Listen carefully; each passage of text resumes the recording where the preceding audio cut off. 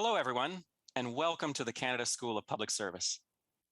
My name is Michael Rutherford, and I am the Director of Leadership Fundamentals in the Transferable Skills business line at the school. I'm also our employer champion for psychological health and safety. I'm so pleased that we're gathered to learn together today. As of this morning, we have over 2,000 registered participants. We appreciate the strong interest in this event. Before proceeding further, I would like to recognize that since I am broadcasting from Ottawa, I am in the traditional unceded territory of the Anishinaabe people. While participating in this virtual event, let us recognize that we all work in different places and that therefore we each work in different traditional Indigenous territories. Please take a moment to reflect on this. Today's event is part of the school's ongoing leadership series. The leadership series features learning events for leaders at all levels across the public service of Canada. Recent events in the series have focused on human-centered leadership, including topics such as compassionate leadership, emotional intelligence, leading with vulnerability, and character-based leadership. Today's event, The Power and Practice of Mattering at Work, is another step in this journey. Our goal is for public servants to learn about leadership practices within and outside of the public sector, and how they can incorporate these practices into their day-to-day lives. A few housekeeping notes now. This is a workshop style event. In a minute, I'll introduce our speaker, Zach Mercurio, who will then walk you through a 75-minute course. At times, he will pause and invite you to complete sections in a worksheet. You were provided this document in a reminder email. You may also request a copy of the PowerPoint presentation being shared with you today in either official language, by replying to your reminder email. We have reserved a little time at the end of the workshop to address your questions. So throughout the event, feel free to ask questions using the participate button, which is the person with the raised hand on the top right corner of the purple banner of this broadcasting platform. To optimize your viewing, we recommend you disconnect from your VPN or use a personal device to watch the session when possible. If you're experiencing technical issues, it's recommended that you relaunch the webcast link provided. Simultaneous translation and CART services are available for our participants joining us on the webcast. You may choose the official language of your choice using the video interface. Please note that today's session will be recorded by the school, as it may be rebroadcast at a future date or otherwise support our learning offerings. Now it's my great pleasure to introduce our guest. Zach Mercurio is an honorary fellow in the Department of Psychology at Colorado State University. He's the author of The Invisible Leader, Transform Your Life, Work, and Organization with the Power of Authentic Purpose. In his work with organizations and conference audiences around the world, Zach helps forge purposeful leaders and provides practical tools to cultivate positive organizational and team cultures that enable more meaning, motivation, well-being, and performance. We're so pleased he will be sharing some of his insights with us today. Welcome, Zach, and over to you. Michael, thank you, and welcome everybody. I'm so glad that we're here together, all 2,001 of us, on this call today. I want you to think about something. Think about the number of people you'll interact with today. On average, we interact with around 10 to 15 new people a day. Now, you take 10 to 15 people times 2,000 in this room, and the infinite impact of what we're going to talk about today becomes real, because the ability to create mattering, the experience of feeling significant, of feeling seen, of feeling important, of feeling needed is accessible right now today. So wherever you are in this organization, if you supervise people, if you see people every day with your friends, your families, the communities that you're in and of, this skill set that we're going to talk about is directly accessible. And that's the point. So what I want to talk about today is how do we make this idea of creating mattering for others common practice in our everyday routine? I have the opportunity to study what makes work and life meaningful for people in a place called the Center for Meaning and Purpose at Colorado State University here in the United States.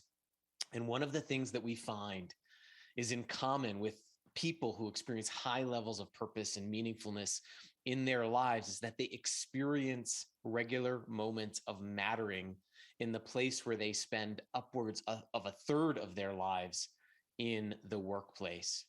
And it's that concept of creating moments of mattering that we're going to dive into today. And so let's jump in. What is mattering? What's this idea of mattering? What does it mean? Mattering is the belief. It's something we believe to be true about ourselves, that we are a significant part of the world around us, that we're noticed, that we are affirmed, that we feel important, like we have unique gifts that make a unique impact, and that we feel needed by those around us right now. And it's a belief. And what does it mean to say that mattering is a belief? Well, beliefs are reaffirmed through our environment. And here's what's powerful. Mattering is one of the most powerful forces in creating well-being that's also directly dependent upon a community, on each other. So in other words, I can believe that I matter, but if I don't experience regular evidence of my mattering from those around me, if I don't experience the evidence of my own significance from those around me, that belief can be short-lived. So mattering is created through the environment, and it's a belief through repetition in our environment that we come to see ourselves as important, as needed, as seen, as humans and as coworkers and as family members and community members and as members of this country of Canada. And so when we think about mattering, there are two dimensions that all of the practices that we're going to go over today are going to cover. The first dimension of mattering is the belief that I am valued. So the experience of feeling valued comes from things like, you know my full name, you ask about my life, you know my struggles and notice my struggles and offer an action to help. You remember me, you miss me when I'm gone, you check in on me regularly.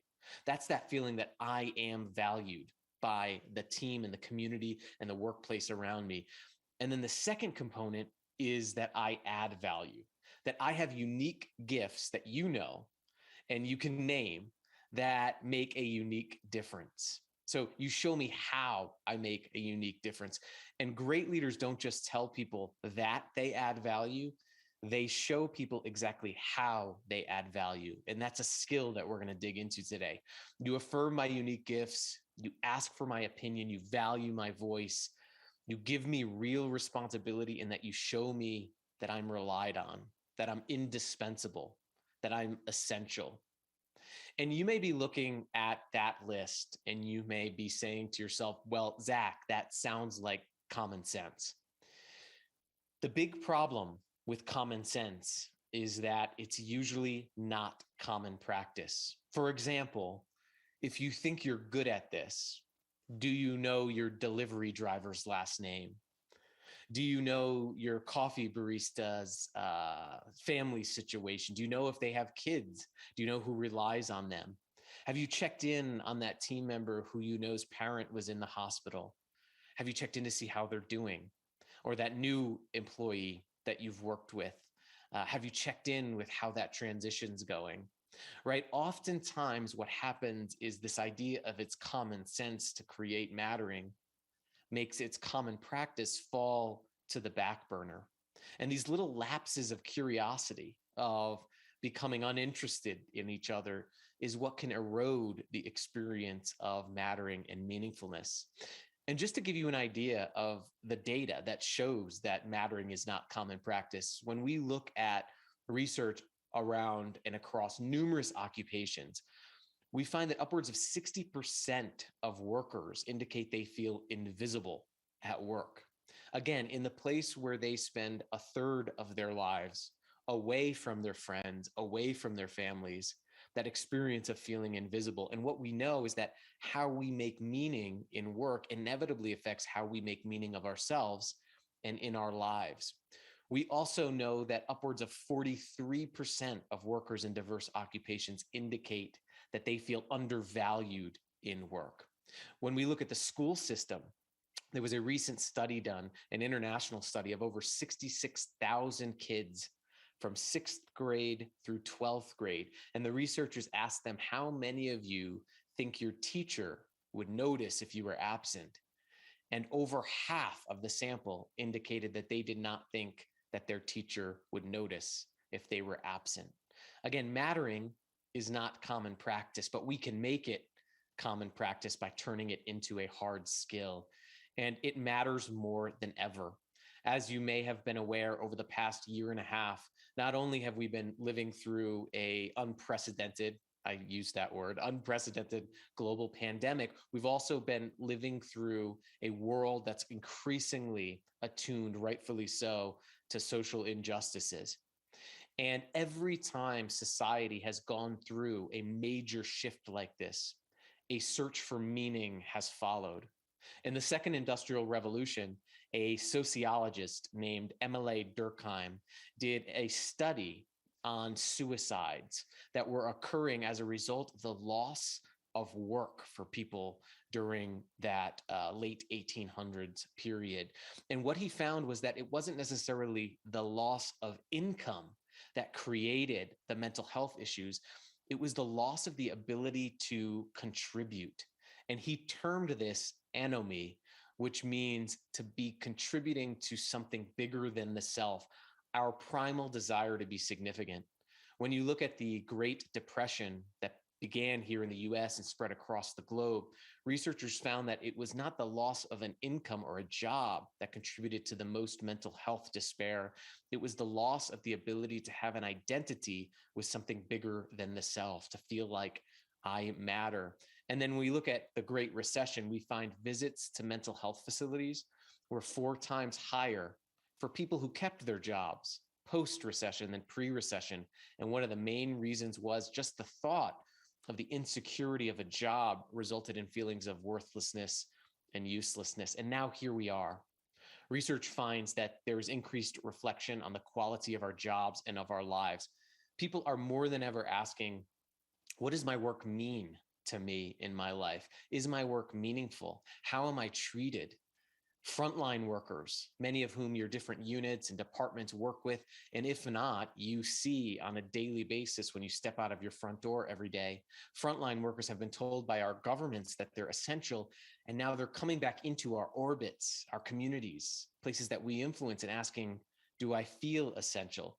We not only have job insecurity, but we also have health insecurity. We have people who are unemployed, who may be returning to work. And we know one of the biggest risk factors for the unemployed are feelings of worthlessness and uselessness and meaninglessness. And then, like I said, we have rising calls for social justice and repairing harms from our past, which results in this big, grand question of why me, why here, why now? And if we don't fill those questions, we can leave a collective meaning deficit. But the way to fill it, research is indicating, is to create communities and workplaces where every human being believes that they matter. They're shown their significance. They feel empowered to be needed by those around them. I really believe that creating mattering is the quintessential skill that all leaders at any level need to have in the coming decades to create a better world. And why does that start at work? Well, we spend upwards of 1/3 of our lives, the third of our lives we're not sleeping for, in work. And one of my favorite books on the experience of work is by a man named Studs Terkel. And in the 1970s, he interviewed over 130 people, from grave diggers to CEOs to accountants. And he expected to find that most people worked for a paycheck. And while that was true, it's not what work meant to people. And here's how he summarized all of his interviews. Terkel said, work is about a search for daily meaning as well as daily bread, for recognition as well as cash, for astonishment rather than torpor. In short, for a sort of life rather than a Monday through Friday sort of dying. When we create environments of mattering for the people around us at work, we create a life-giving environment. Work becomes a part of our life that's additive to our lives and the people around us, not extracting of our lives.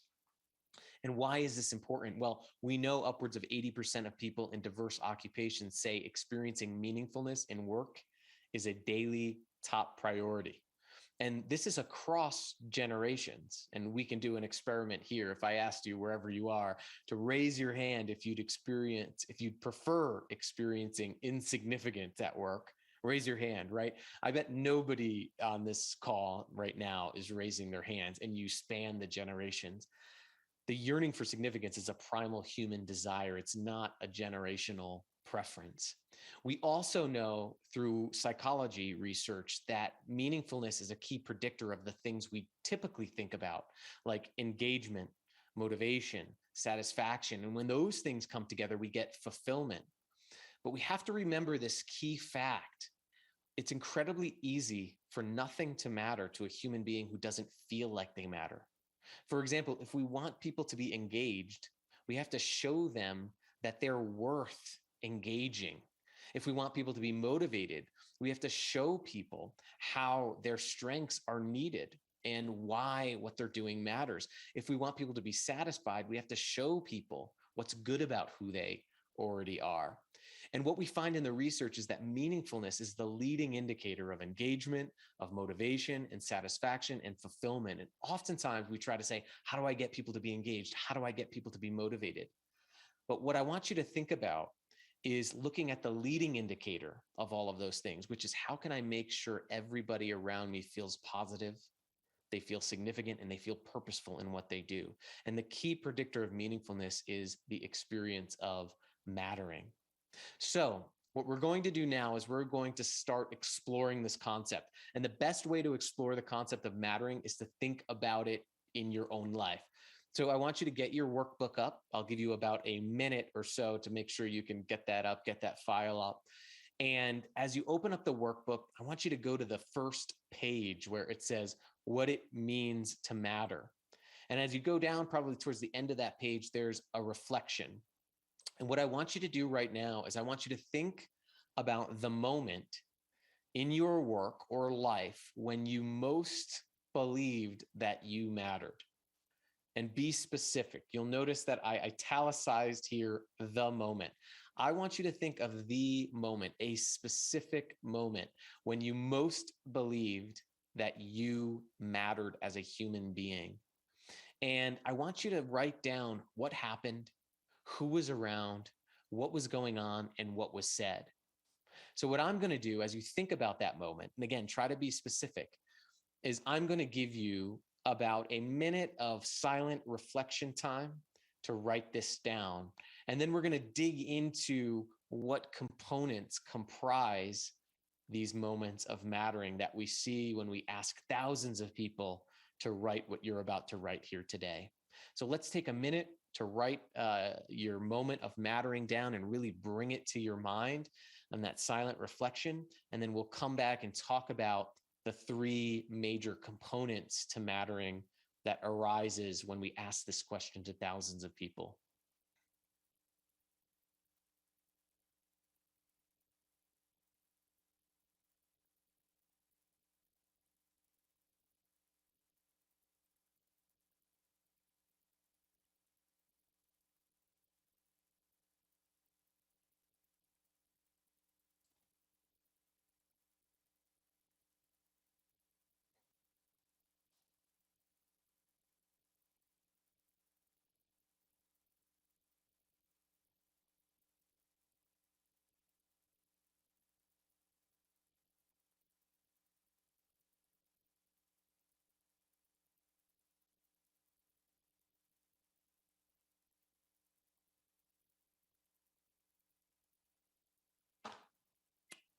All right, great. I hope you have some notes. And again, these small breaks, I really want to implore you to engage in those and write these things down. You're going to get so much out of this session as you create that time to do that. Try to not open another tab on your browser or check an email.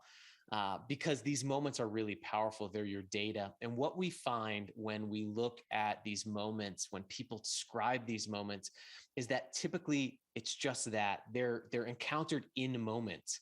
It's when a person says, I see you, or notices that you were struggling, or offers an action to help, or notices a detail about you, remembers something about you, or checks in on you.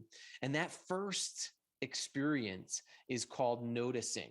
It's when we feel seen, when people make eye contact with us, when they take an interest, when they remember our personal details, when they check in with us. Some of you also may have had moments that you thought of that you were affirmed in. And that means someone pointed out a unique strength you had. They pointed out a unique gift that you had. They believed in you. They showed you that you were worth believing in. They showed you what kind of possibility that you had. Feeling affirmed is when someone points out our unique gifts and they show us how our unique gifts make a unique difference. And then the final piece is many of you all probably felt like you mattered when you had responsibility over someone else, when you felt needed or relied on. Some people say to me, Zach, I felt like I mattered first when I had my first child, or I became a caretaker. And it's not that you have to have a child to experience mattering, but it's the essence of feeling needed, having that responsibility over someone or something else that rounds out this experience of mattering, when we feel indispensable, and that when we're relied on, we feel like we matter. Now, these three elements come together to create this really powerful framework called NAN, NAN. And one of the best ways to remember this is that in computer coding language, when we're coding something that's not a number, this is what we use, not a number. Everything that we're going to be going over today is going to be in these three practice areas: noticing, affirming, and needing. And so let me jump in to talk about why mattering is so powerful. And I want to introduce you to Ellen. Ellen was a janitor, a cleaner at a university that I work with, at Colorado State University. And she was part of a study I did on how people in frontline jobs come to experience meaningfulness and purpose in their work. And one of the questions that I asked all of the cleaners is, I asked, what makes your work meaningful? Think of a moment in which you most experience meaningfulness in your work. And when I asked Ellen, her answer shocked me. She said, Zach, it's every time I go to clean the bathrooms in the university dormitories that I clean for on Monday mornings after the weekend. Now, if you're like me, you're probably thinking, university students, Monday morning after the weekend, probably not the best, most pleasurable place to be is cleaning the bathroom. But purpose is not always pleasurable. And what we learn from people like Ellen and people who experience meaningfulness, thousands of people who experience meaningfulness, when we think about their experiences in work, is they typically have a so that mentality. And I'll share with you what that means. I asked Ellen, I said, why? How do you experience meaningfulness there? And she said, Zach, every time I go into the bathroom, I say to myself, I'm cleaning this bathroom so that these kids don't get sick. That so that mentality, being able to connect who you are and what you're doing with its inevitable impact, is characteristic of someone who experiences mattering. The second thing you'll notice is that Ellen has hats on her lap. She crochets winter hats for students who are in her dormitory. And I asked why. And she said, so when I go to my car in the winter and I see students wearing these hats, I'm reminded of why my job exists. In other words, she does something, a practice, to remember her inherent mattering. Now, you may be thinking, Ellen's awesome. How do we hire Ellen? But Ellen was not always like this. Ellen started this job because she needed a paycheck. She needed to put food on the table, and she was near homelessness. She said it in her first week on the job. She kept saying to herself, I wish I could have done something more with my life. And that was when one supervisor noticed that she was struggling, pulled Ellen aside, and defined the word custodian for her. He pulled out a dictionary and said, a custodian is someone who's responsible for a building and every human being in it. And Ellen told me in that 2-minute interaction with a supervisor, it completely changed her beliefs about herself. And you know, that mentality that she has, seeing her impact, being reminded of why her job exists. She said the beliefs about herself came from that person because that supervisor was the first person in her life that showed her that she was worthy of responsibility. Mattering, one moment of mattering that you can create today could dramatically alter the trajectory of a human being's life or career. What we know in the research is that repeated moments of mattering increase people's self-worth and motivation. They increase these neurotransmitters called dopamine, serotonin, and oxytocin. These are the neurotransmitters that control for mood, movement, and motivation. We know when we look at especially adolescents that experiences of mattering lower depression, can lower anxiety, can lower stress. Because when we feel significant, when we believe we have something to contribute, we're optimized as human beings. One of my favorite studies that shows this is by Ellen Langer. She's a Harvard scientist, and she did a study with nursing home residents. And these nursing home residents were split into two groups. Now, one group, the researchers did was give them a plant, and they said, your job is to keep this plant alive. The other group, the control group, the researchers didn't do anything for, and they observed them over 18 months. They also controlled for genetic predispositions to risk factors and early mortality. And what they found was remarkable. The group that was tasked with keeping a plant alive was twice as likely to be alive after 18 months than the control group. Now, this study and studies like it have been replicated over time. And what researchers find is we don't exactly know why, but just having something else rely on us, even if it's a houseplant, feeling significant, having a role, feeling like we're needed, can optimize our brains, it can optimize our bodies. And research is even finding that having this experience of purpose in life can even help us live longer. And just as powerful as experiencing mattering is the experience of anti-mattering. And there are many different small acts, especially in a day at work, that can create the experience of anti-mattering over time. I'll give you an example. I was working with a group of window washers, and the supervisor asked me to come in and to motivate these people because they were unmotivated. That's typically how a lot of my engagements start. Zach, go motivate these people. I find almost always that unmotivated people are really people who experience anti-mattering. Most behavioral or motivational issues in organizations are anti-mattering issues.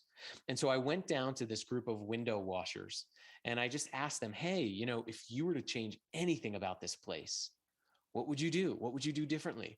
And all of a sudden, everybody perked up. I did not see people who were unmotivated. But one woman said to me, Zach, I've been coming here for 5 years. And one of the first things we do every single day is clean the bottom floor windows in this industrial complex. But she said every afternoon at 3 p.m., the sprinkler system comes on and splashes the windows and leaves these watermarks that when I get up the next day, I have to go and clean off. In my first week on the job, I went to my supervisor and I said, hey, I have an idea. What if we aimed the sprinklers differently so we didn't have to do this avoidable task every day? And the supervisor looked at her and said, I need you to just put your head down and do your job. She told me that she felt like she didn't matter, that her voice didn't matter, that she was pointless. She said, for the last 5 years, I've been putting my head down and coming and doing work that I knew was avoidable. I felt that nobody listened to me here. This little experience, you may be thinking, oh my gosh, these supervisors are terrible.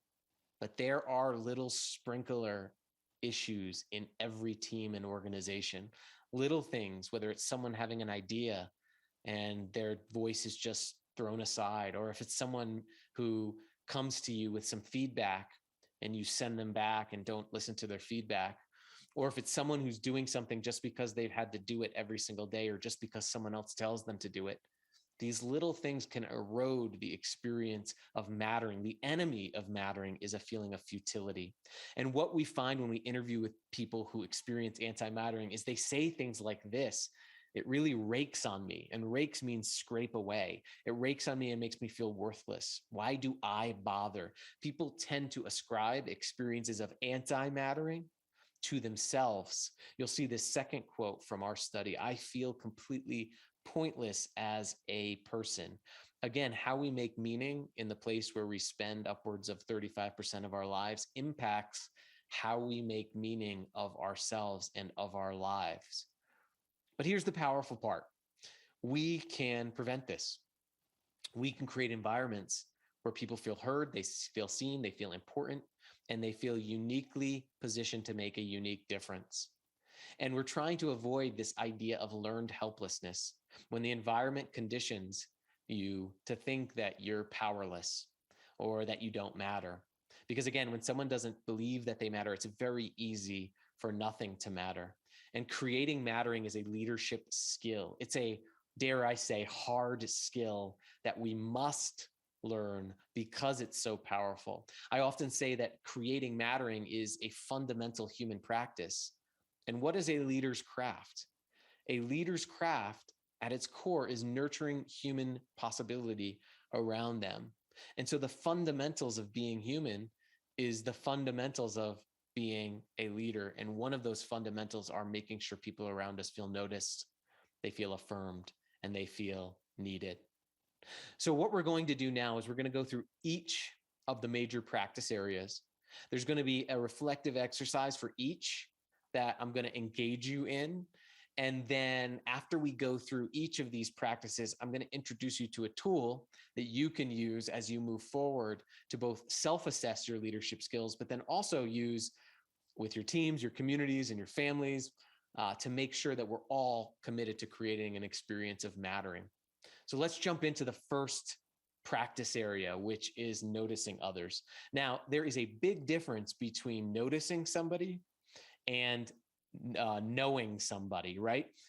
We can know somebody, but not notice that they're struggling. You can know your best friend, but not notice that they're suffering. You can know your team because you've spent years together, but not notice that someone's parent is in the hospital.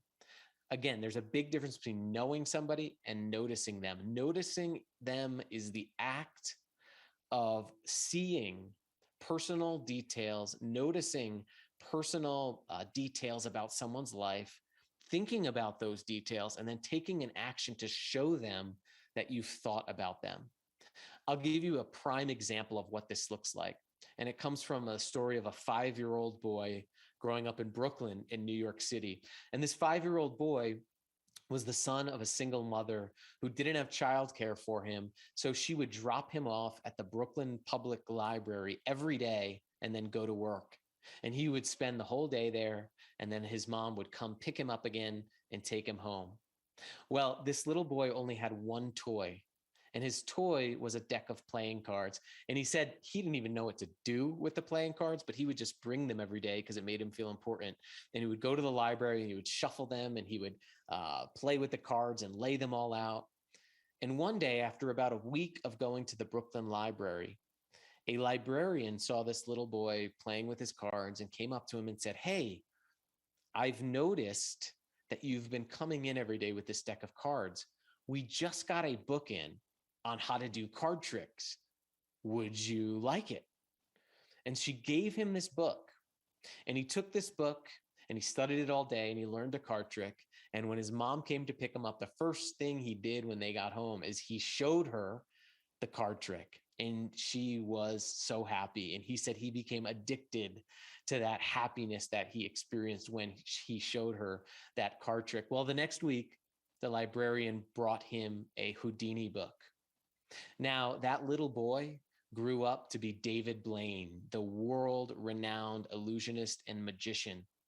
And he said in a podcast interview that if it wasn't for that librarian noticing me among the thousands of kids that she sees every day, I would have never realized I had this talent. I would have never realized that I had this passion. One person noticing us can alter the trajectory of our lives. Now, let's deconstruct what the librarian did. The librarian noticed something that was going on, that he was bringing those cards. But then the librarian took time to think about David when he wasn't there. And then she took a deliberate action to show David that he was uniquely thought about. Those three things characterize the hallmarks of a leader who notices somebody else. We also know that when people feel noticed, it can build morale on a team. This is a photo of Ernest Shackleton's expedition. In 1915, Shackleton and his crew set out on the ship the Endurance to explore Antarctica, and the ship became locked in a block of sea ice. The group was stranded for years. They had limited food, and they were in an almost sure death scenario. Now, if I'm being honest, if I was a leader, if I was Shackleton, I would have had some big speech rousing everybody to survive. But when we look at the diaries of Shackleton's men during that time, we don't see these big speeches. But what we do see is that Shackleton went to each individual and started asking them about the holidays they liked celebrating, about whose birthday they were going to miss, about what were their favorite meals. And Shackleton would take out the food stores and have big banquets to celebrate even one crew member's holiday. He would have big events to talk about a crew member's sibling's birthday. He would talk to the astronomers about the stars. He went up and continued to scrub the decks with the people who were scrubbing the decks to show that solidarity and that they were noticed. He continued to talk to the scientists about their scientists, the navigators about their navigation. He took an interest in each person. And when he sailed for over 4 months and left his crew on Elephant Island and he came back to get help, diaries say that the first thing he did was not to say, "You're saved, come with me." He went into each person and started checking in on these personal things with each person on the crew. And a crew member even wrote in a diary, "Those years were the happiest of my life." Imagine that. When people feel seen, when they feel noticed, they'll do anything for you. Attention is the currency of leadership. So how do we do this? Right? Some practices are to make eye contact and create the space. I don't mean actually make eye contact, although I do. I mean also metaphorically, do you create the space to check in with each other on an everyday basis? You know, a lot of our Zoom calls or Microsoft Teams calls or virtual calls now, they start with, "All right, everybody, let's just get this meeting over with." But instead, great teams don't spend time telling each other what they have to do. They spend time cultivating ways of being with each other. So are you checking in with each other? Are you asking real check-ins that recall people's personal details and give them an opportunity to feel seen? The second practice is asking about, remembering, and checking in on people's personal details. Something to think about right now is, who do you need to know more about on your team? What don't you know about the people around you? And remember that librarian, noticing, remembering personal details, and checking in on them. There's nothing more powerful, right, than say you talked to someone 6 months ago and you send them an email and they ask how that project is going that you were working on, right? It's like all of a sudden we feel seen. One of my favorite examples of this as a practice comes from a distribution center. There were over 19 teams on this distribution center of packers who packed boxes, and they were all very disengaged. That's why I got called in, except for one team. And this one team, I went and talked to them and I said, "You know, what's going on with your work?" And they said, "Well, we have an amazing leader. We would do anything for her. She just gets us. She always has our back." And so naturally, I'm trying to figure out what was going on there so I can teach it and scale it. So I went to this leader and I said, "What do you do here? What are you doing differently?" And she said, "About 3 years ago, I realized that just the numbers and the results, those things don't motivate people." And she pulls out this moleskin notebook, a big, thick notebook.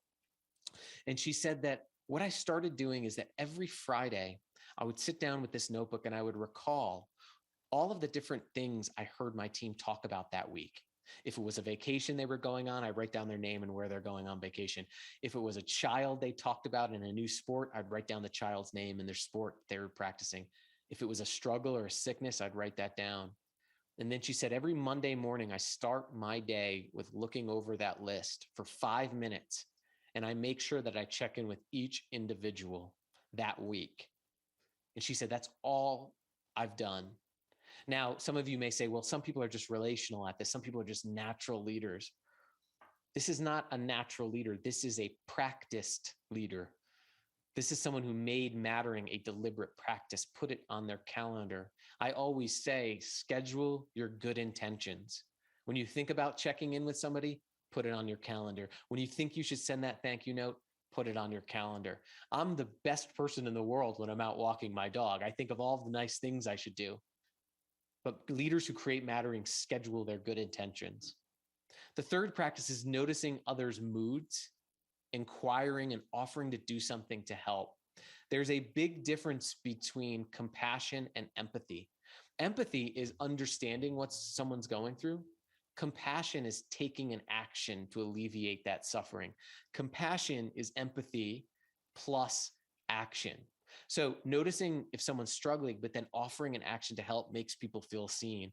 A very small example that I saw 2 weeks ago, I was on a Zoom call with a client I was coaching, and someone said that they were really overloaded with work. And instead of just moving on with the meeting, he said, hey, I know we have this standing call and every Friday for an hour and a half. Would you like to take that time and take that meeting off to get caught up? And all of a sudden, you just saw the nonverbals of that person relax. Compassion doesn't have to be a big gesture. It can be a very small action that alleviates someone's even small moment of struggling. The fourth piece is asking others for their opinion. Do you regularly ask others for their voice, or do you make decisions for people? There's a difference between leading for people, leading to people, and leading with people. People who create noticing, they lead with each other. And then appreciate people's small, everyday acts. Again, even if it's that delivery driver, take a moment to say, hey, I've been waiting for this package. This is what it will help me do. 1 minute, heck, 10 seconds of mattering can alter the trajectory of someone's day and maybe even their life. So what I want you to do now is I want you to go back to your workbook. And this is a really important action because, like I said before, there's 2,000 people on this call. If everybody just does one of these actions today, you're already starting to create a community that experiences more mattering. And I want you to go to the second page where it says action, the practice of noticing. And what I want you to do is I want you to think of the people you see, work with, or talk with daily. And I want you to list 2 to 3 people that you need to notice more. And as you look at this list of actions, again, I want you to commit to one action you'll take to help them feel more seen.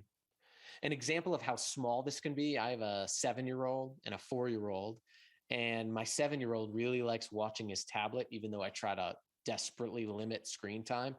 And before I started studying mattering, I would say to him like, oh, no screen right now. And he would kind of just put his head down and go do something else. But I realized that wasn't helping him feel seen. So instead of doing that, I started sitting down with him when he was watching his tablet, and I would say, hey, what's this show? What are you watching? What do you like about this show? And what do you think happened? Very slowly, that tablet shut and we started having a conversation. Who is someone, whether it's in your family, your friends, your community, your delivery driver, your coffee barista, your assistant, your teammate, your supervisor, your superior? What 2 or 3 people might you need to notice more? And then what's one action you can help to make them feel more seen? So take about a minute of time to really think about this and write down one action. You should have 2 to 3 actions as a result of this, but take some time to really think about who you need to notice more. And a good question here is, what don't I know about the people around me? So take a minute of silent reflection time, write down at least 2 people and at least 2 actions you'll take.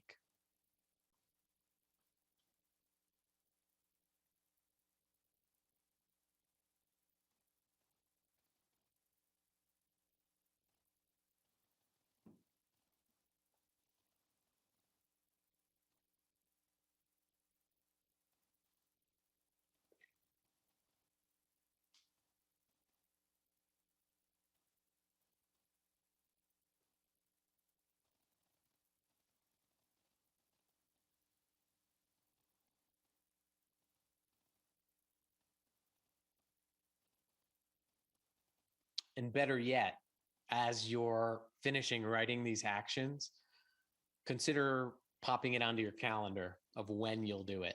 Because we often are much better as human beings at remembering to do something when we put it on our calendar or on our to-do list. Which brings me to another point about noticing. Oftentimes, we want people around us to feel a certain way.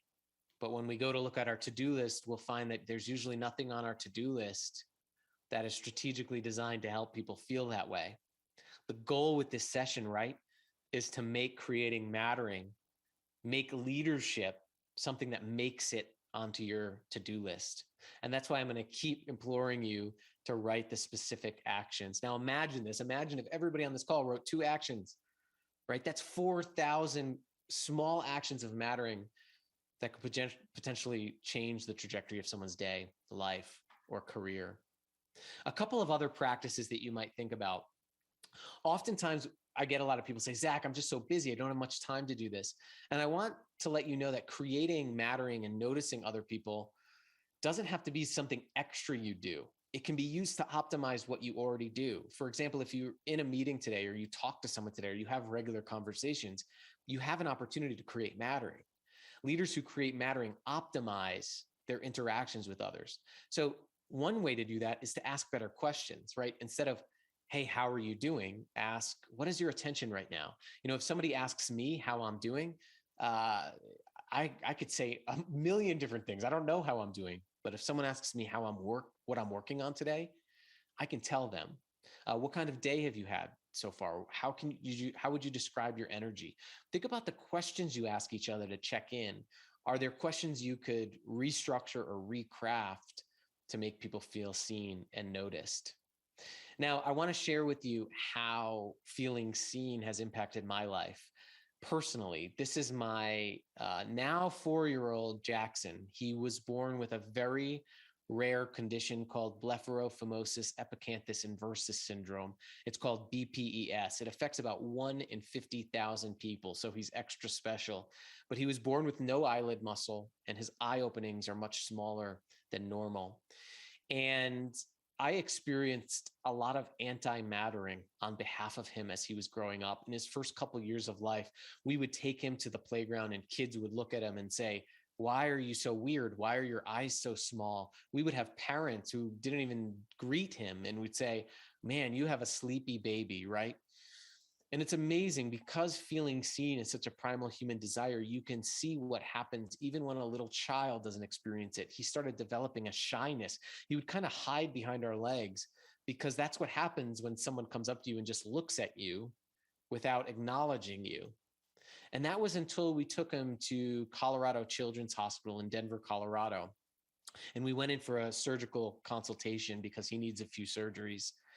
And these 2 volunteers came out from behind their desk, got right down to little Jackson's eye level and said to him, you are so cute. We are so glad that you're here. Instantly, he changed. He started smiling. He skittered out from behind our legs. He started interacting. The power of feeling seen, even at such a young age, can change how we are, how we act, how we feel about ourselves. And I asked these 2 volunteers, I said, was this part of your job description to do that?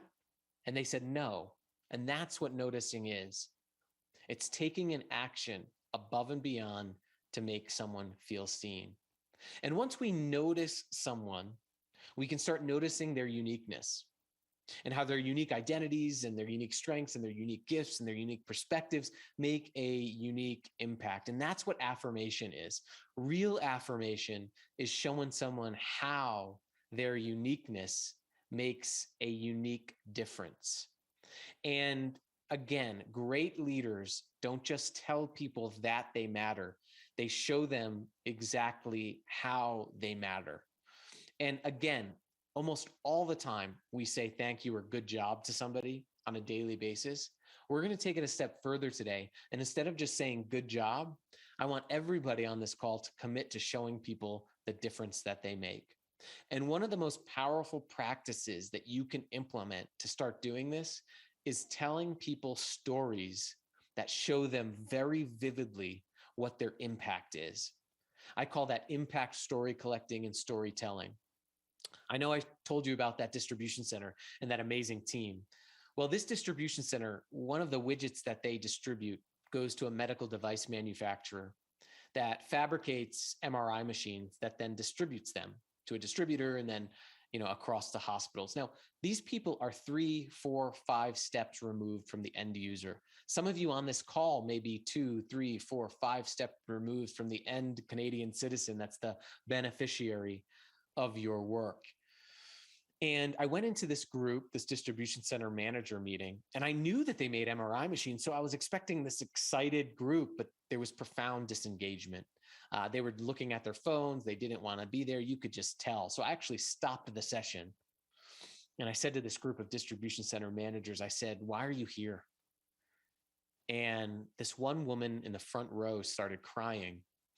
And I thought I really messed this engagement up, but she started crying. And she said, "No one's ever asked me that before. I've been here for 12 years. No one's ever asked me why I'm here apart from what I do or what I get for what I do." And then she started crying more. She goes, "I'm realizing it right now. I was diagnosed with an early stage cancer last month. I was in an MRI machine, and I remember looking up at the MRI machine and seeing the logo on that MRI machine that's imprinted on the boxes in our distribution centers." And she turned to her fellow distribution center managers and she said, "I'm realizing right now that my job has existed for the past 12 years to save my own life." I mean, you talk about an antidote to employee disengagement. That room changed. And they started brainstorming who needs to hear these stories. And so they went right down to those distribution center packers, the frontline employees. And instead of just starting the weekly safety meetings the same, they started bringing in a customer, a user of an MRI machine to tell their story. And all of a sudden, engagement went up. People's yearning for significance and meaning and mattering in their work was unleashed through a simple story. So how can you tell more stories of how the work impacts human beings, of how some individual's work impacts a human being, even yourself, more often? And when we can put a face to the name, when we can put a face to our work, we become more optimized. This is Dr. Turner. He's a radiologist in Israel. He did an amazing study of radiologists that work from home. So these radiologists, they get scans, they read the scans, they write their interpretive findings, and they send those interpretive findings back to physicians. Well, he took this group and he split them into 2 groups. It was about 600 total. The first group, all he did was send the scans like normal. But the second group, he sent the scans and attached the headshot of a patient on the scans. And he wanted to see what the output would be. And his findings, which were published in the Journal of Radiological Sciences, were remarkable. What he found was that those radiologists that saw the headshot of the patient on the scan, on average, self-reported 80% more time spent reading the scan than those who didn't. They spent almost double the amount of time writing the interpretive findings, and the interpretive findings were almost 25% longer. And they found more incidental findings on the scan that would be important to the patient's future prognosis than those that did not see the headshot.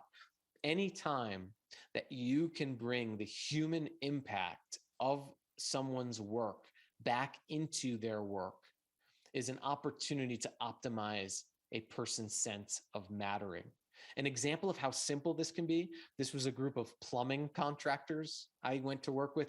This is after a 14-hour shift with commercial plumbing contractors, and here comes the mattering guy. I actually took a picture because they were complaining about being there. That's how bad this started. But all I showed them was this picture. This is my now 7-year-old stuffing his face with a donut a couple years ago. He has a favorite donut shop in our city here in Fort Collins, Colorado. And there's a plaza that was just built that houses this donut shop called The Exchange. That's what you see behind him. And I just showed it to this group of commercial plumbing contractors. Now, this group, this company actually worked to create the infrastructure that enabled this plaza to exist and this kid's favorite donut shop to exist. And I put this picture up and I just said, "What do you notice?" And one guy just said, "Oh, your kid really likes donuts." But I said, "No, what else do you notice?" And all of a sudden the nonverbals changed. And a plumber in the back said, "That's the exchange. We worked on that project." And all of a sudden the room shifted. Great leaders show people the evidence of their significance. I said, "Do you see this joy on this kid's face? Your work made that possible." I had a journeyman plumber come up to me after that session and said to me, "Zach, I've never thought about my job that way. And I've been a plumber for 30 years. And I said, "What do you mean that way?" And he said, "The human beings that I inevitably impact, the human beings that use my buildings, I've never thought about that." And I said, "Well, isn't that why your job exists?" And he smiled. Showing people the difference that they make is what affirmation is all about.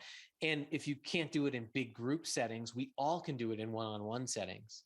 So one of the most powerful practices is anytime you're going to thank somebody or tell someone good job, which I would guess about half of you are going to do today, don't just tell them good job or thank you. Make sure you show them the difference that they make and how they make it.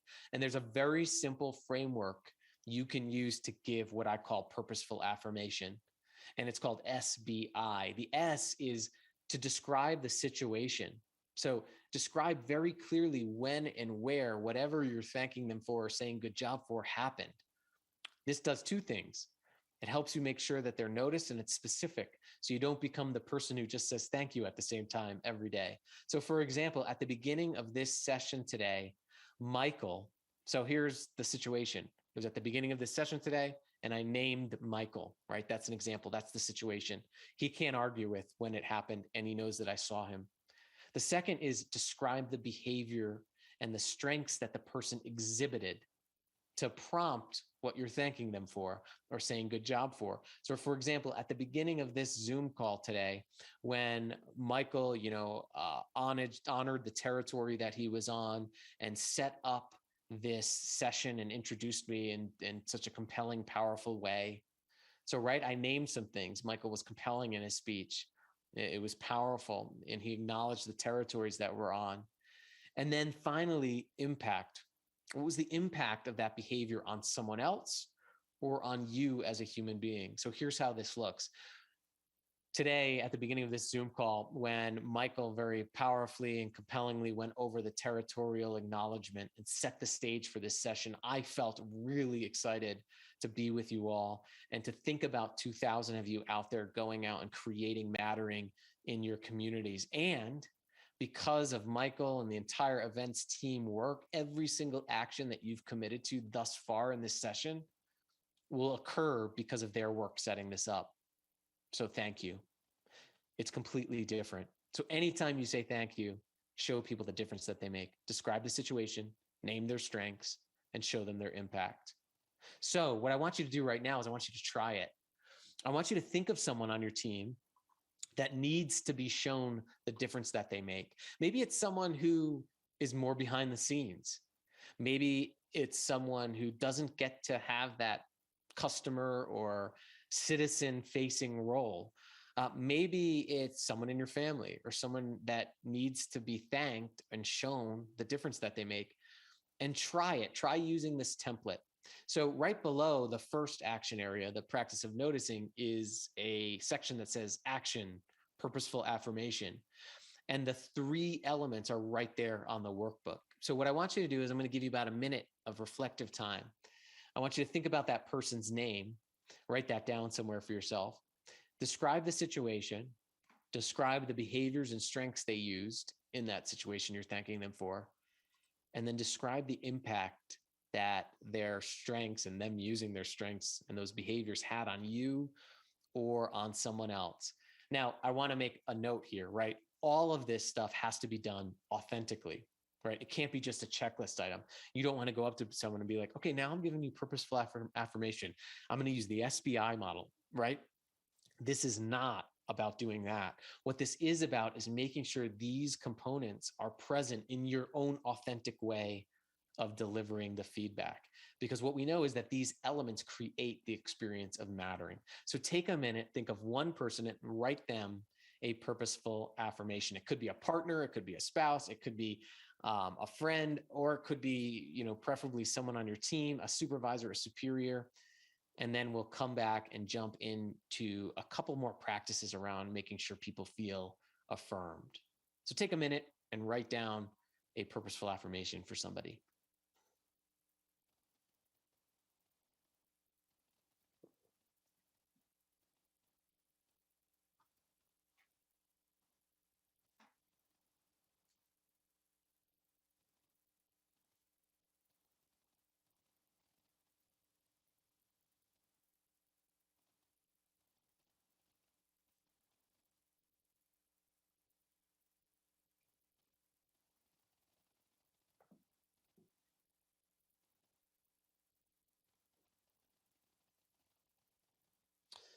As you're finishing writing this down and writing some notes to yourself down, a couple of places you could do this is in one-on-ones that you have with people, any regular standing evaluation meetings that you have with people, any time that you're in that setting where you have an opportunity to thank people, you can actually use this template. And if you're thanking a team, you can make sure you describe the situation, describe the strengths that they use, and describe the impact. Because what you do is you show people specifically what's good about who they are so they can continue doing that. But more importantly, you reaffirm that they have an indispensable role and their strengths matter on the team. And as some of you all think about those moments where someone said thank you to you, usually if you dig into those moments, it was specific. Someone noticed something about you as a unique human being and showed you the difference that you made. So I'll give you a couple more seconds to finish that up because I sense that some of you all might be still working on that.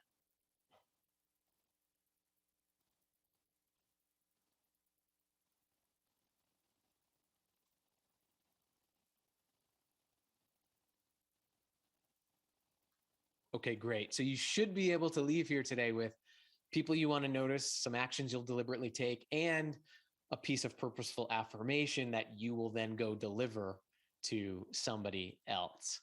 So how else can we do this? Well, another way that we can create mattering is in the job itself. Now, we can also do this for ourselves because what we find is that any job, any task that we're doing, whether it's vacuuming the house or doing a work task, we can make it meaningful by making sure these three components are there. Research finds that a meaningful task has these three components. First, we have to know how it benefits others. So making sure when you're delegating a task to someone else, that before you tell them what to do, you show them why it matters. So for example, if you're delegating a task, the first thing you should describe is, here are the human problems this solves. Here are the human beings that this impacts, and name them. So significance is the first element of a meaningful job. The second is identity. So that means that people and yourself are aware of how the task fits into some bigger whole, makes some bigger product possible. So significance is how it impacts others. Identity is the bigger product that it makes possible or that it enables. And then the last one is strengths.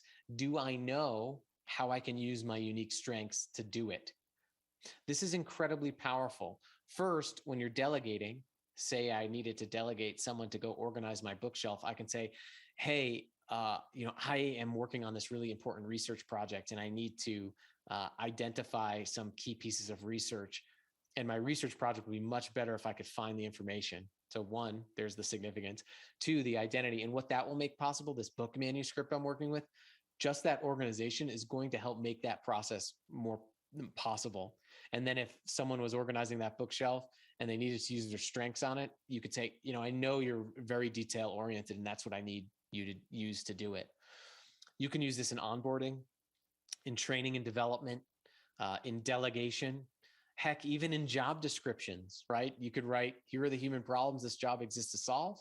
Here's what this job's tasks make possible. And then ultimately, here are the strengths we need people to do it. So people not only experience mattering with each other, they experience mattering in how they think about what they do.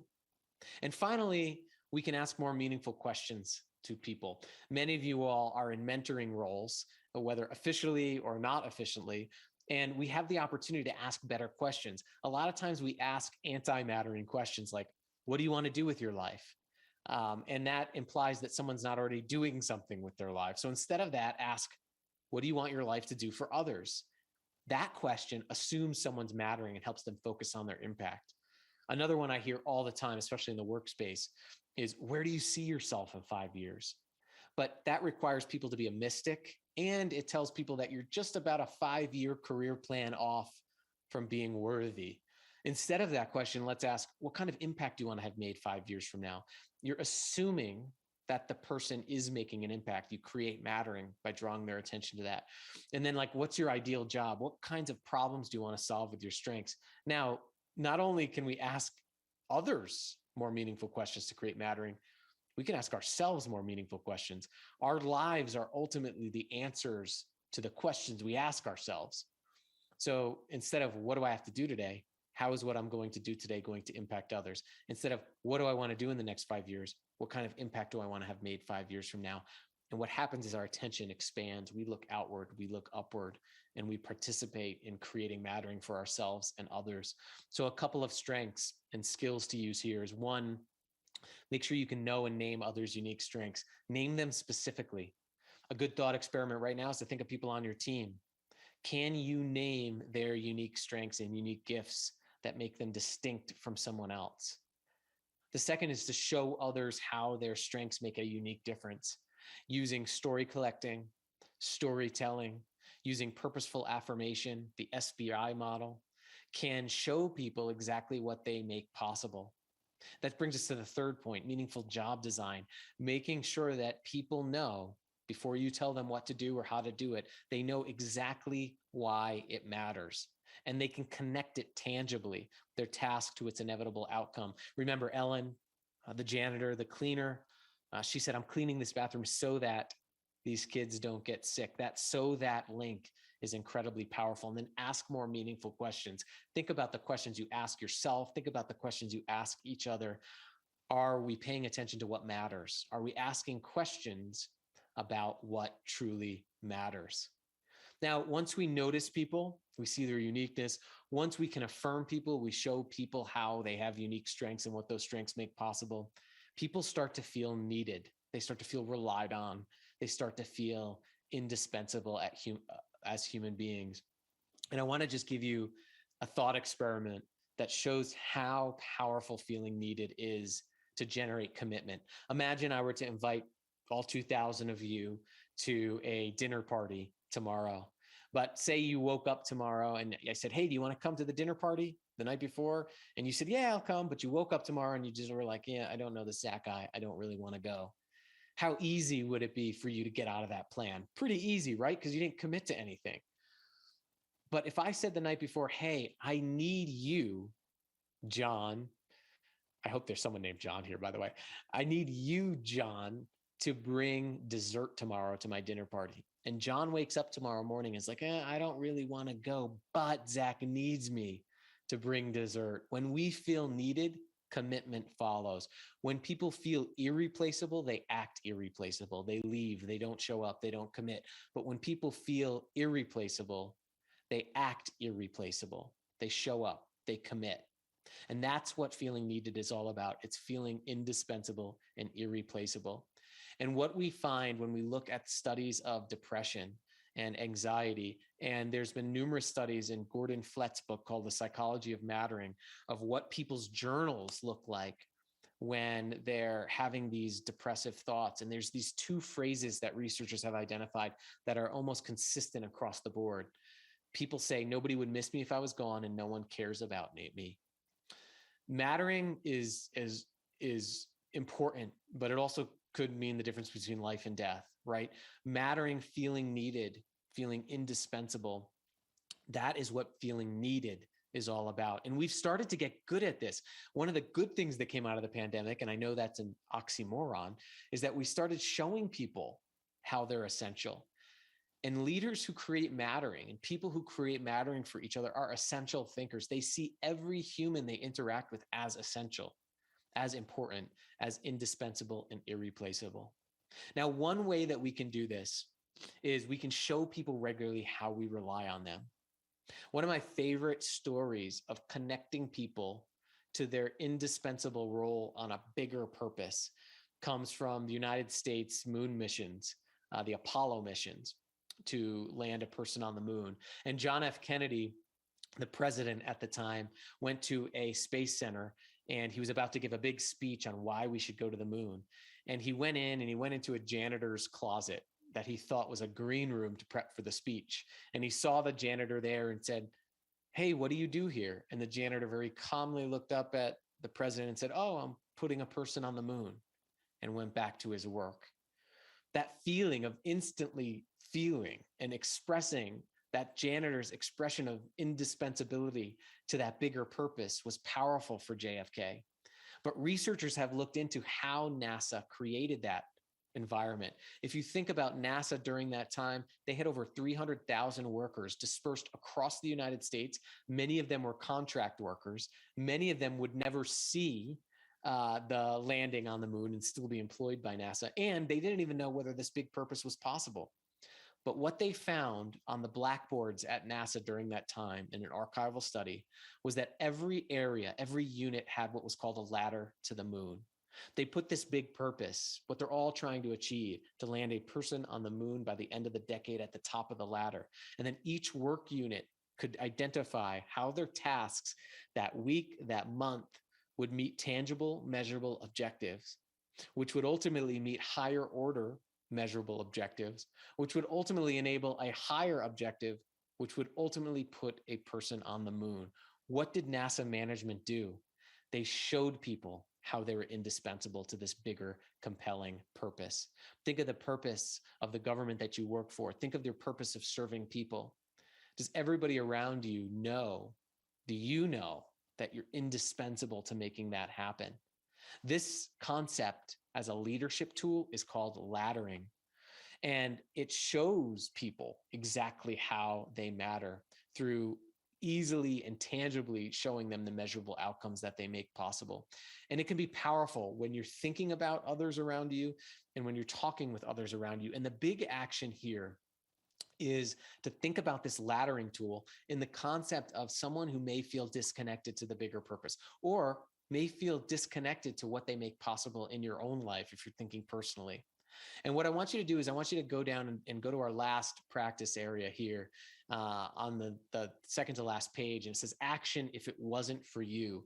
Leaders who create mattering say this statement a lot. They say, if it wasn't for you, and they describe exactly how they rely on someone else.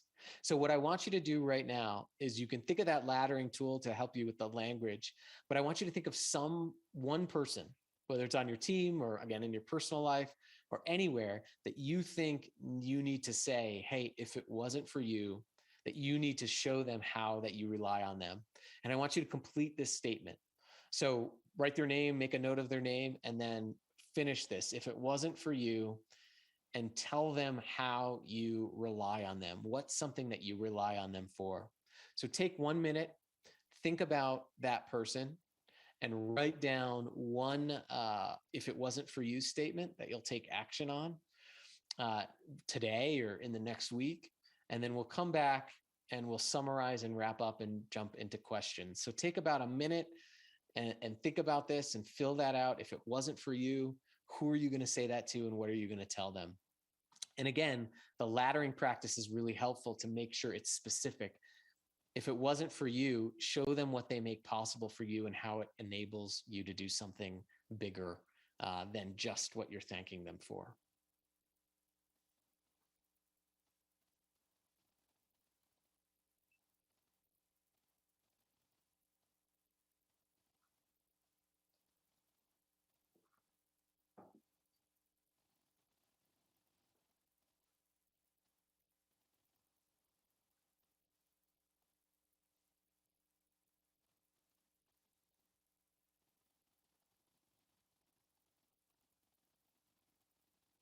So again, who will you write and if it wasn't for you statement to? And even at the bottom there, again, schedule your good intentions. When will you deliver this? Could be in person, preferably. It could be an email. But I'm sure if you've gotten that feedback before, hey, if it wasn't for you, I would have never gotten into this career. I would have never had this job. I would have never had X, Y, and Z, you know that feeling of being relied on. And that's characteristic of creating environments where everyone matters.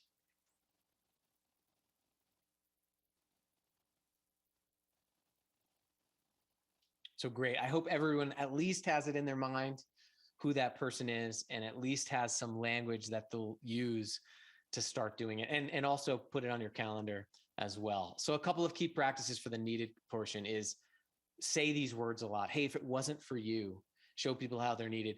Tell people that you rely on them. Notice when they're gone. If someone misses a meeting, that's a standing meeting, and it's the week before, and they come in and you just start going on with the meeting, it's easy for someone to think, oh, I wasn't there, nobody saw me. Instead, just say, hey, we missed you, and we missed your input and your creativity last week, so we're glad you're back. When you show someone the significance of their absence, you're showing them the significance of their presence.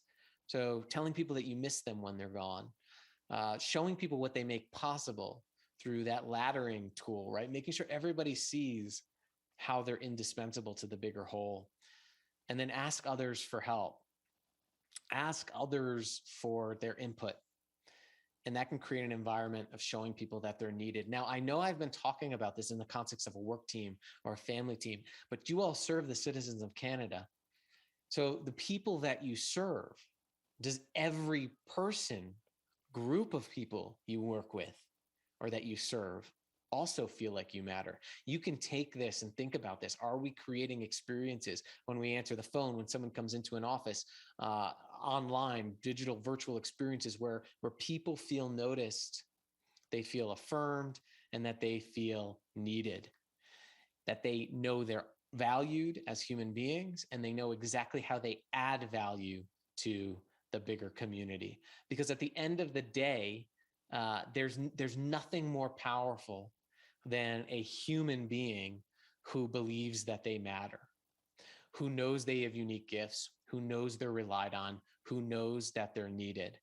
And the tool that I will leave you with today, that I want you to do in the next week or whenever you're watching this, is I want you to take this self-assessment.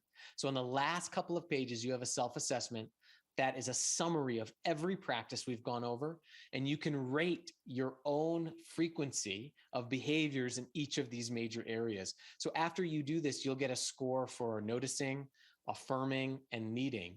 And one of the powerful things to do is to take some of these like softer ideas in leadership and to objectively rate yourself on them. And what you'll find is there are some areas that you need to work on.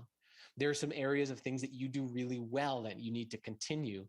And when we can start thinking about mattering as a hard skill that we can maintain and improve, that's where we started creating sustainable communities in which everybody experiences mattering.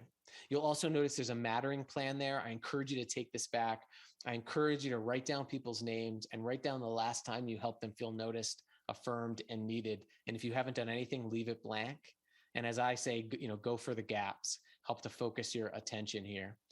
And one action, right, can change everything. There's 2,000 people here. I know you're already on your way to creating a culture around you where everyone matters, but let's all together create a world in which every person feels noticed, affirmed, and needed. So thank you all so much.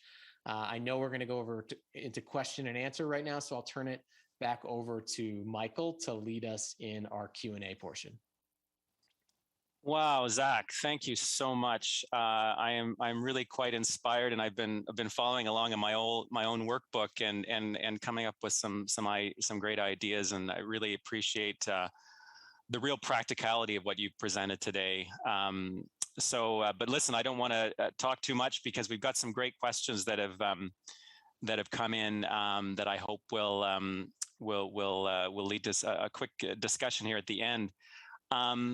Yeah, people are raising some questions about how to put things into practice and some barriers they're encountering.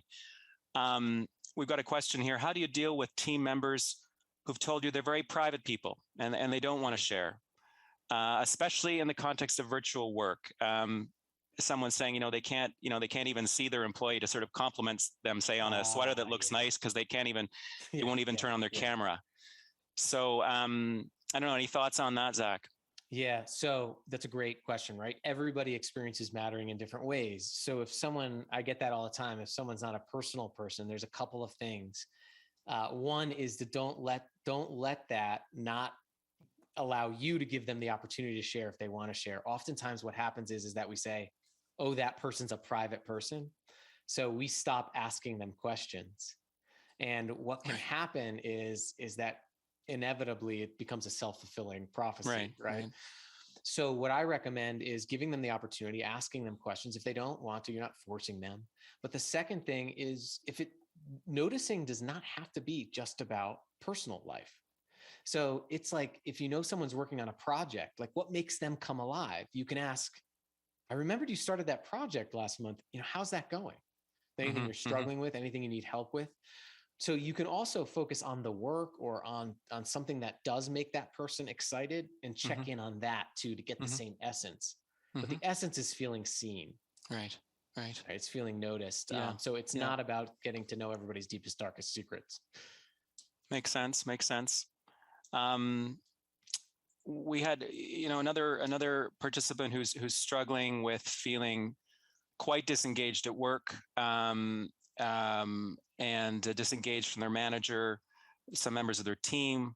They say they've tried all the strategies that their organization offers to re-engage, and they've just come to the conclusion that that their manager has many, as you call it, anti-mattering behaviors, and that they don't have any influence over her behavior, and that she also feels that other colleagues feel the same way about this person's behavior. What do you do when you're struggling in that situation? Yeah, there's a great quote from Simon Sinek, and he says, "Be the leader you wish you had." Mm-hmm. And one of the things that we can do is we can give up our power by actually becoming what we don't want. So what I mean by that is that if someone's not giving us what we want, we tend to go into a blame mode or a shame mode, right, with others. But don't forget the immense power you have in creating mattering for the person next to you. Uh, and Right. and that I think is the power of these practices is you don't have to be in a position to do them. You have a Right. lot more power over culture than you think you do. Right. I would also add this: think about creating mattering upward. Mm-hmm. Oftentimes we look up and we want culture to just be bestowed on us, right? But I find that a lot of leaders are lonely. A lot of managers are lonely, especially right now. They're faced with a lot of challenges. And oftentimes we're not creating mattering upwards. So potentially Mm-hmm. asking what's going on with your manager, asking Mm-hmm. about their life, asking about difficult situations can kind of crack open that space. Mm-hmm. But Mm-hmm. I would say, come to a commitment with your team and with each other to do this for each other. Yeah. And you'll have more power over culture than you think. And also one other thing with personal disengagement, um, look at your tasks and your everyday through the lenses of what we just talked about. Think about the moments in your day and your work when you do believe that you matter. Think about those when you're thinking about a task. Ask yourself, what would happen to a human if I did not do this? What we find, and going back to the janitor, right? Ellen was in a position where people would throw trash in front of her, let it hit the floor, and walk by. It's sometimes a degraded position. She was able to find tremendous meaning in her work, not because of what she did, but because of her mindset about what she did. Right. Right. Well, and I think this sort of leads into another question we got. Another participant who's struggling at work.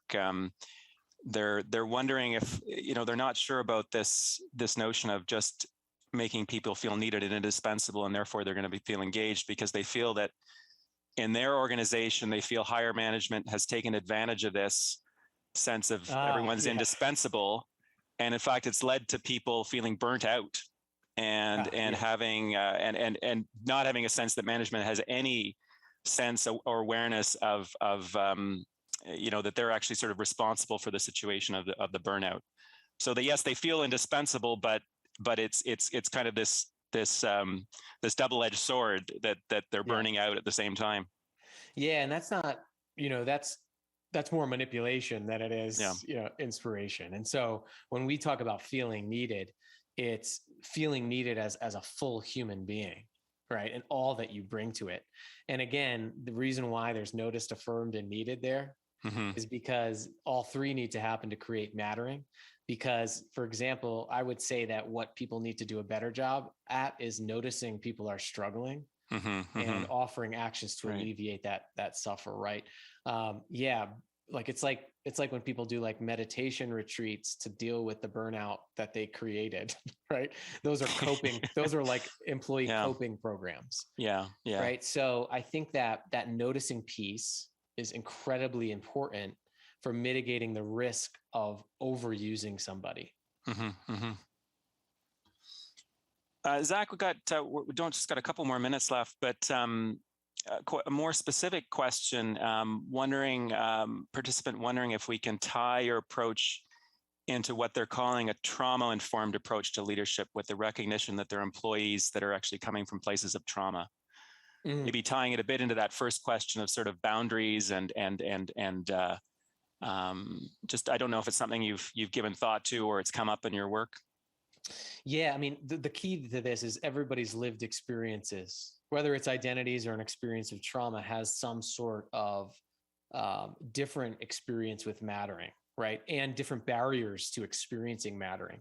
So it's key to really be sensitive to where people are at and who you're talking with. This is not a one size fits all, go do this for everybody, regardless of identity or background approach. But I will say, when we think about trauma specifically, and when we think about post-traumatic growth, how someone grows through trauma, as the person who probably posed this question already knows, so I don't want to explain something you already know, but when someone goes below the line and can risk sinking into despair, there are two elements that help people out. Research finds that it's having a mentor, having someone take an interest. And the second is that it's a renewal of purpose. And how do we get those things? Well, creating moments of mattering. So in the pathway of recovering from trauma, these skill sets tie really nicely in.